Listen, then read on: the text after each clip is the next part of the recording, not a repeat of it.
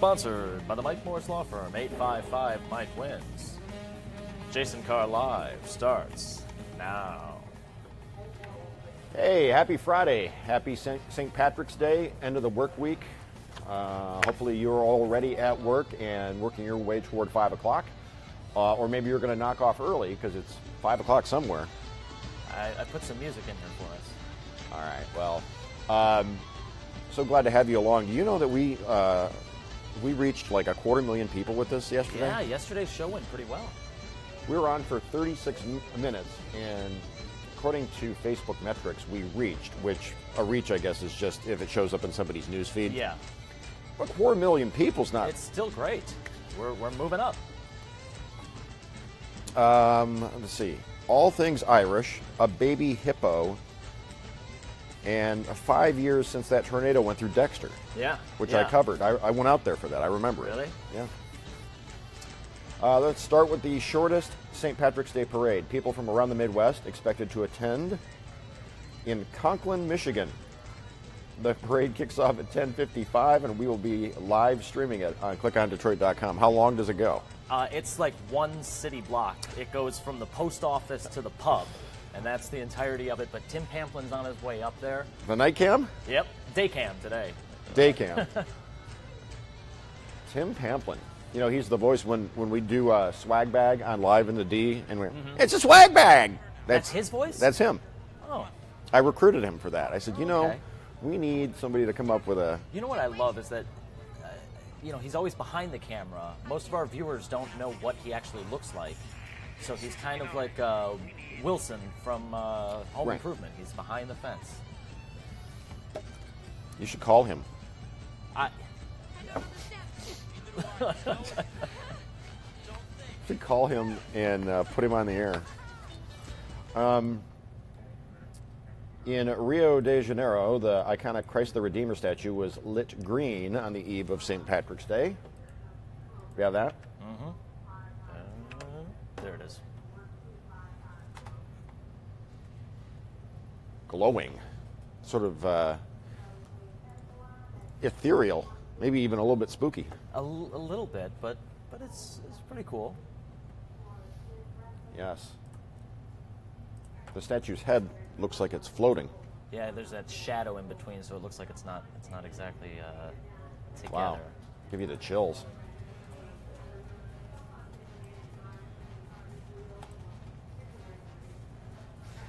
What happens when you wear a green tie? White House Press Secretary Sean Spicy, delivered his daily briefing yesterday sporting a green tie, and of course the interwebs took note of the chroma key green that he had on and did this. And I think that the president's been very clear as to what his priorities on this budget are and the outcomes that we expect from every dollar that we spend. So for being in office for 55 days or 50 some odd days, whatever it's been, we've had a unique ability to go forward so far. It's always a lot of danger with wearing green because anyone can play with it. That is chroma key. Can we see it again? Yeah. And I think Not that the quite president's chroma key been very green. clear as to what his priorities That's on this more budget like are and the outcomes that we expect from every dollar that we spend. So for being in office for 55 days or 50 some odd days, whatever it's been, we've had a unique ability to go forward so far. Johnny! Oh, boy. We all know what a pint of Guinness should look like, right? Right. All the way up to the top, head. Yeah, with a good inch of hair. Yeah, exactly. Well, apparently Paul Ryan, he's getting a lot of grief about this. It looks like it was poured an hour ago and sat untouched. Which is probably very likely. With these events, these luncheons. This was the what was this? This is Washington D.C. Friends of Ireland luncheon. So a lot of times these things are prepped so early on that they put it. I love how out there. Naomi O'Leary says, first Mike Pence says, top of the morning, then Paul Ryan holds up the appalling pint, grave missteps by the U.S. Yeah. So a lot of Irish journalists started taking to Twitter. Fake brews. That was a good one. Not sure about Pence, but Ryan has definitely given up on any chances to be allowed into Ireland ever again. Oh, and then boy. they started posting the pictures of Obama Oh, and boy. how a traditional good Guinness is supposed to be drunk. So that was, all things Irish. Okay, so do you have this next one queued up and ready to go? Yes, I do. Whenever you're ready. I found this morning just for you. Okay. At ABC Warehouse, we've got bargains and bargains and bargains and bargains and bargains and bargains and bargains and bargains and bargains and bargains and bargains and bargains and bargains and bargains and bargains galore.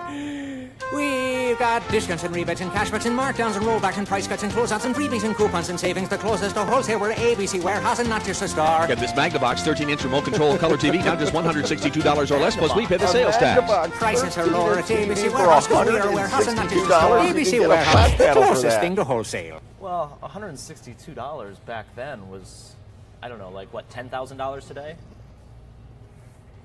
I mean, if you want to laugh, all you have to do is go back and look at Highland Appliance and ABC, like old appliance commercials. So funny.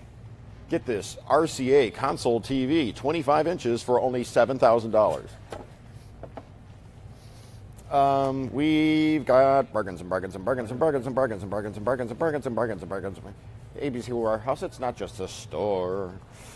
An Australian zoo's baby pygmy hippopotamus made its first public appearance in Sydney today. It's the zoo's first pygmy hippo born in 7 years. That's pretty amazing. Apparently these are endangered. Look at that. You see a little ear shake there? Mm-hmm. What's the name of the pygmy hippo? Do we know? Have a name yet? I don't think so. No, probably not. Whoop.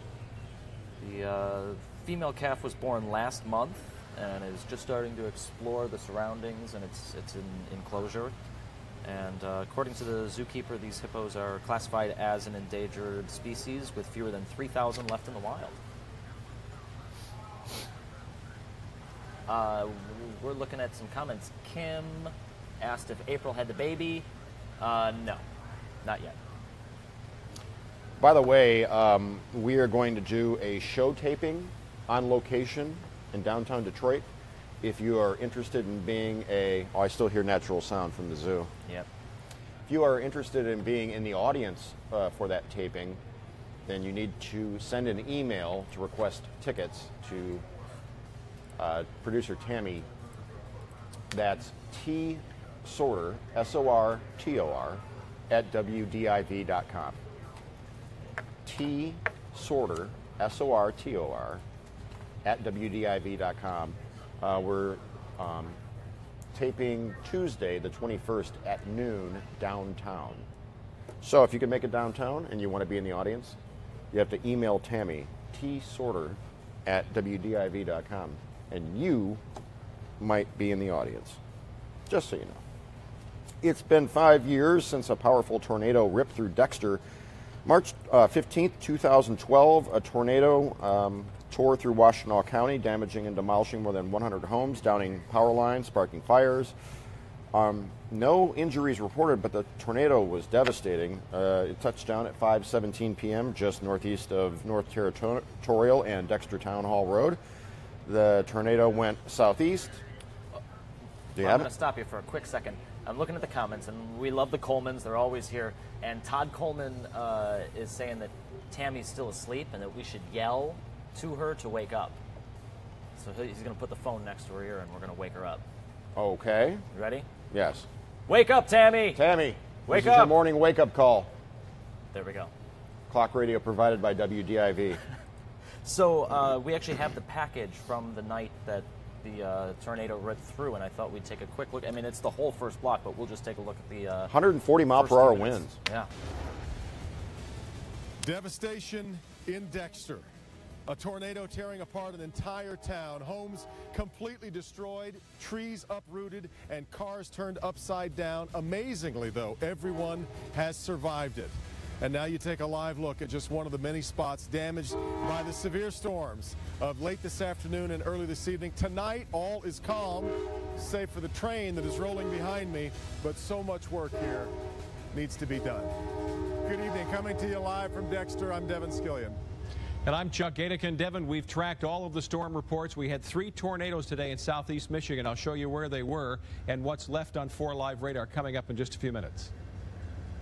All right, Chuck, we're coming to you from the Dexter Mill, less than a mile from downtown Dexter. You can see behind me, in fact, that's the only sign of anything that's normal behind me. The train is moving behind, but this building brought down an enormous steel crate here that I couldn't even begin to move, pushed down beside me. Trees down all over the place. Chuck knows this from chasing storms over the years. There's a smell that comes with really bad tornadoes like this. It's the smell of split timber and pine needles, and it permeates most of this very dense neighborhood. Usually dense. Tonight you can't see anything except for a few flickers of candles and flashlights in the windows here, and some people have lost everything. Our Rod Maloney talked this evening with a family that headed down into the basement, and when they came up, pretty much everything was gone. Let's get to Rod now live. Rod?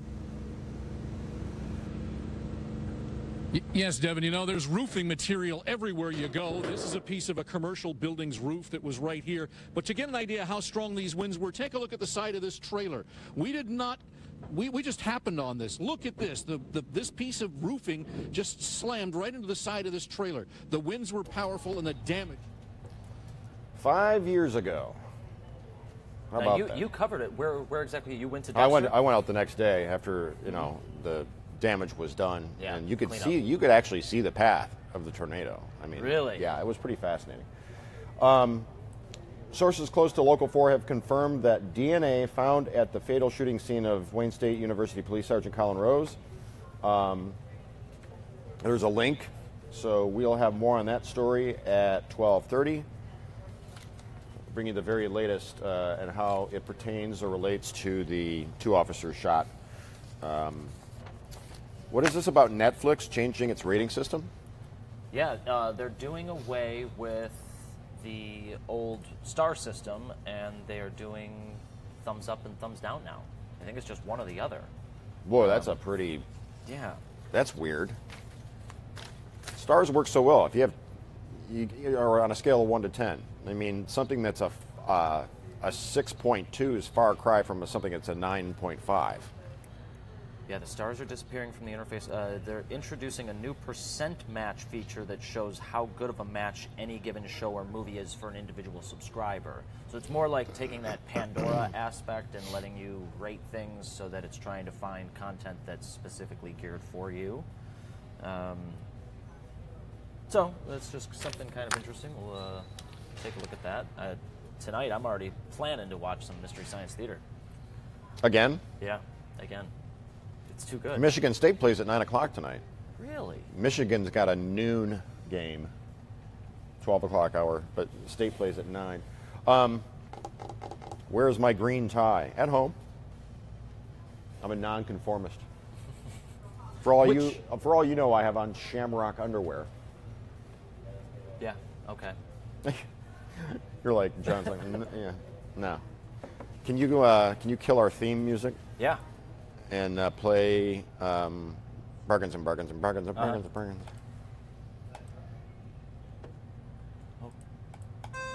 We've got bargains and bargains and bargains and bargains and bargains and bargains and bargains and bargains and bargains and bargains and bargains and bargains and bargains and bargains and bargains galore.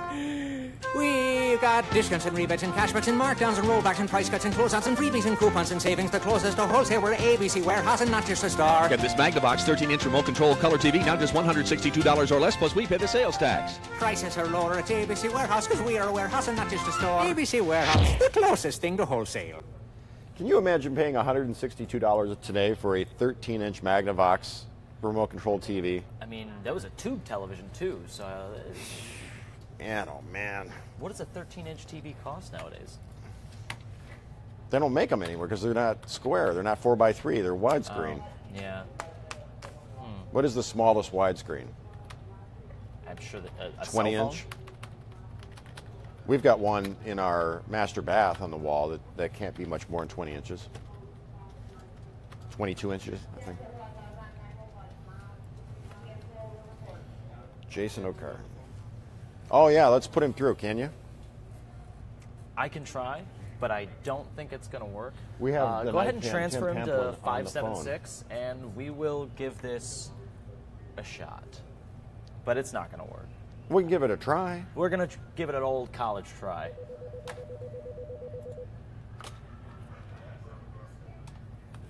Hey, Tim. Oh, you got him on speaker. Speaker. I'm trying to figure this out. Ian's in a meeting right now. So, can you hear us?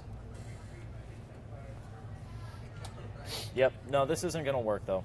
Wait. You can hear him through there? No, but I can call him. Okay.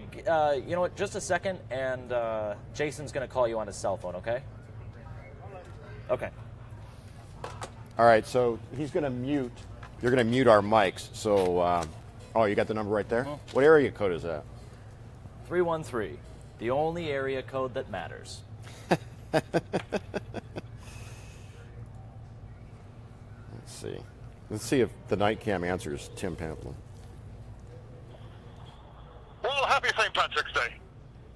So they let you off the night shift to do this? I haven't slept. I've been doing circles around Lansing. This I-96 and I-69 debacle, it started looking like the Pisces symbols as I was driving down the freeway, and I got completely lost, and ended up going around Lansing. But I'm back on the right road again, just near Grand Rapids. Heading up to, where am I going to? Conklin. Where are you going? I'm going to Conklin. Conklin, Michigan. Conklin, Michigan, of course. The metropolis. I'm being told the population is about 80 people, but no one's really bothered counting, so they're not too sure. But today there's going to be thousands of people showing up into this small farming village for the world's shortest St. Patrick's Day parade. Should be a lark. A lark? Yes, sir. Are you planning on drinking any Guinness or green beer, Jameson's or anything? If you could arrange to get Sky 4 out there to pick me up and bring me back home, absolutely. Sounds like a perfect idea, Jason. On no sleep. No, all kidding aside, I did get some sleep. My schedule has been a little shift-a-roo lately, so I'm working days yesterday and today. Okay. And heading up here, the parade starts, I know you're wondering if you can make it in time, the parade starts at 10:55 and ends at 11. Let me give you the route. It starts off at the Conklin Post Office, goes past the grain elevator to the pub. It's 150 yards, 2 blocks, and it lasts for 5 minutes. It's going to be an absolute hoot. And you're shooting video of this for us? Yeah, I'm heading up there now. I'm about, like I say, about half an hour out.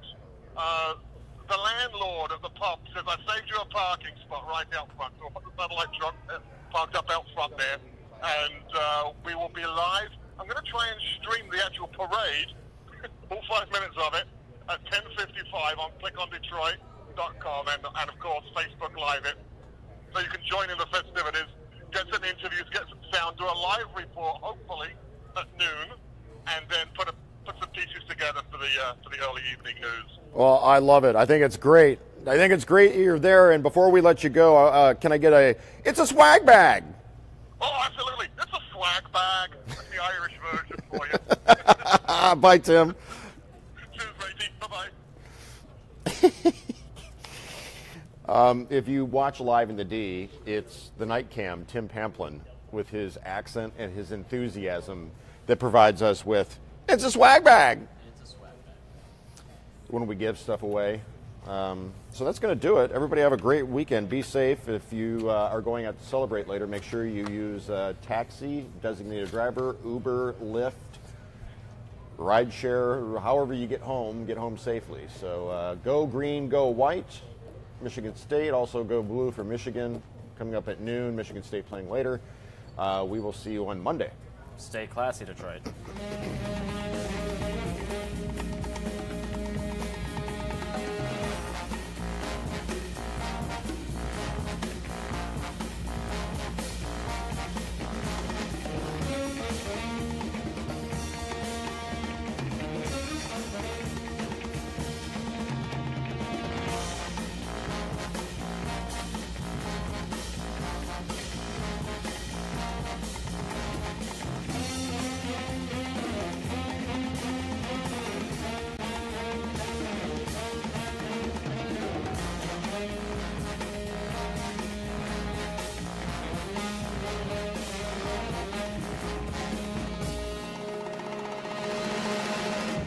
Jason Carr Live was sponsored by the Mike Morris Law Firm, 855 Women's.